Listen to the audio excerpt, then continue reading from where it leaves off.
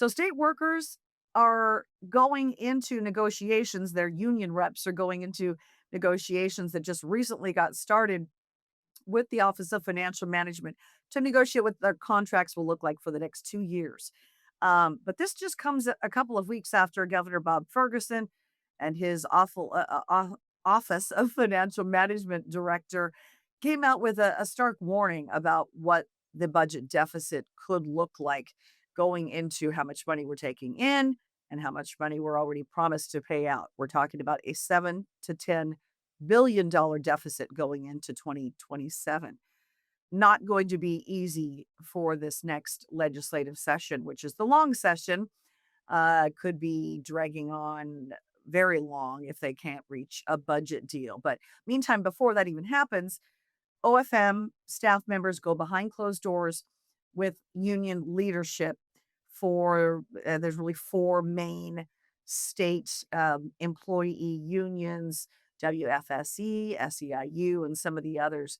And the taxpayer doesn't have a seat at the table. This is all done in secret. Washington state does not allow a taxpayer advocate to sit at the table and sort of advocate for you and I about, how do we feel about negotiating these large raises for the 2025 session agreement. It was a 2-year raise of 5%. So they got 3% July 1 of last year, and they're getting the additional 2% July 1 of this year.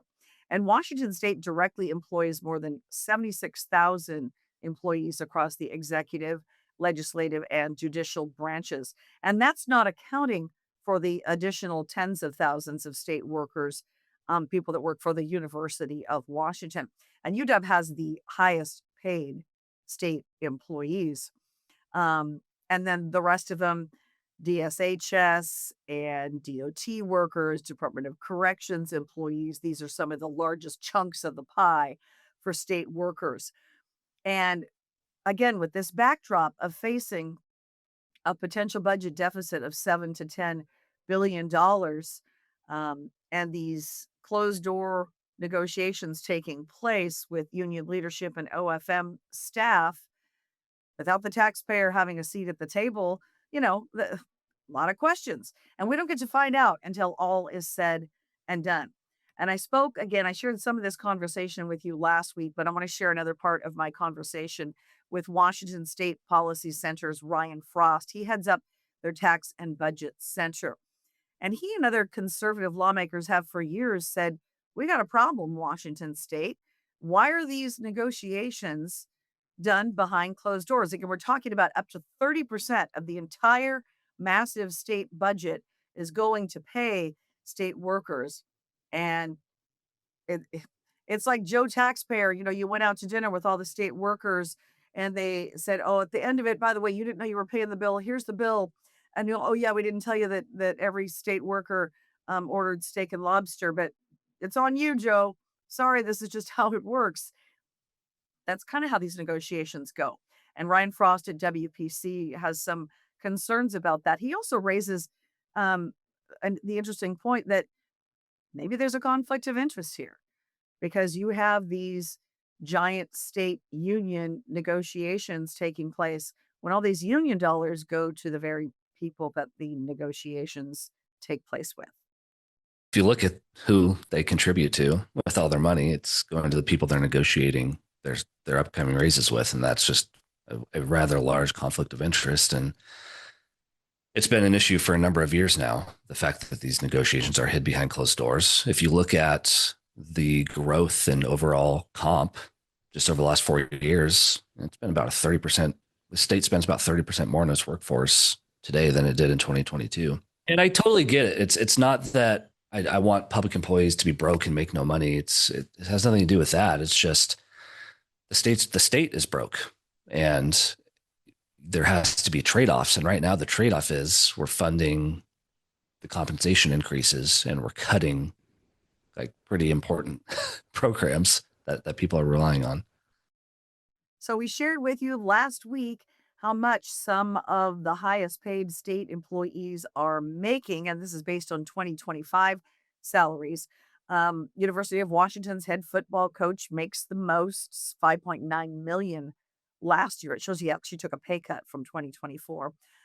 He made nearly twice what the head UW men's basketball coach made, but the athletics director and a lot of other, athletics UW employees, assistant coaches, and that are all making well over $1 million.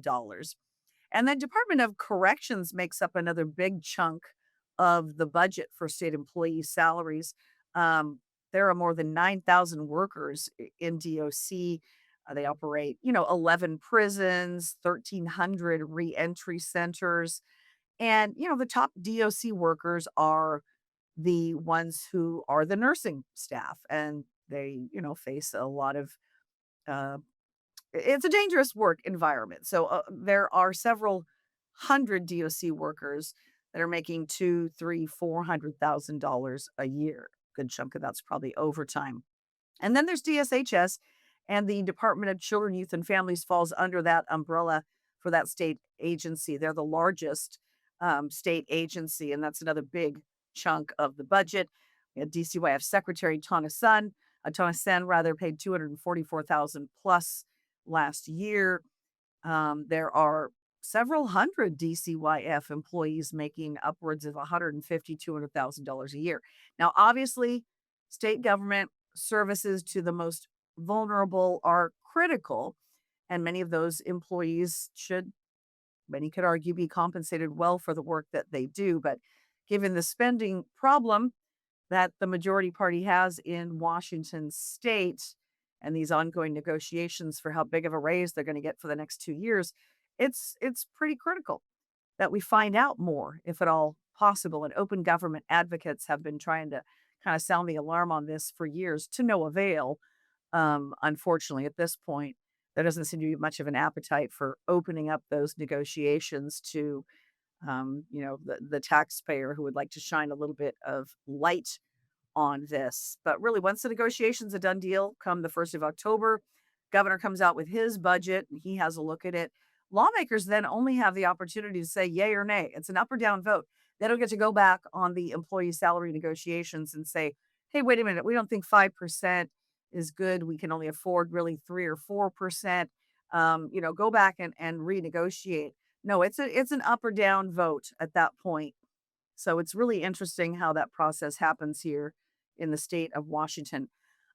Is interesting today with my article coming out on the state employee salaries that the Department of Retirement Systems put out a notice to state workers today saying, by the way, July 1 is when your new pay hike kicks in. State employees, you're going to notice you got that little 2% pay hike on your latest couple of paychecks. And here's what we think you should do with it. They're telling them they sent this notice out that says, this 2% is meant to help you with the cost of inflation. And one of the best things you can do is to pay off some of your bills. They suggest things like this: use your pay bump to pay off your credit card debt. That's always a good idea.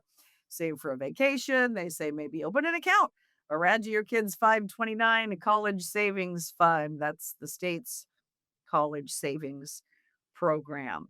Um, I'm going to include this in my article to be published today on our Washington, the Center Square page. But state employee compensation has risen by about 30% since 2022. That's only 4 years ago. 30% increase in state employee. Some of that is the numbers of state employees that have gone way up. Some of that is also because there are some great big pay raises and a lot of overtime for state workers. It's also interesting to notice that that is exactly how much of the total pie, it's up to 30%, the total piece of the pie, the state budget that goes to salaries. So I just found those numbers to be pretty interesting. And I did reach out to the four largest state employee union, the presidents of these unions that go into these closed door sessions and said, hey, what are you asking for? And because of this deficit projection, are you going to maybe say, oh, let's not go in for the 5%. Let's only ask for 3% this year because we're not likely to get our 5%. I only got one response, and I want to make sure I get this right. That was from the Professional and Technical Employees Local 17. Their leadership responded said they were unable because of the negotiations to grant me an interview today, but they did ask for a list of questions and promised a response, which I will include in my article. But if I do, in fact, get a follow up interview, which I have since gone back and said, hey, I'd still love to get you on video, I will include that in our podcast episode on Wednesday, in fairness to them, to, say this is we're lobbying for our members to get more, and this is why we think we deserve that.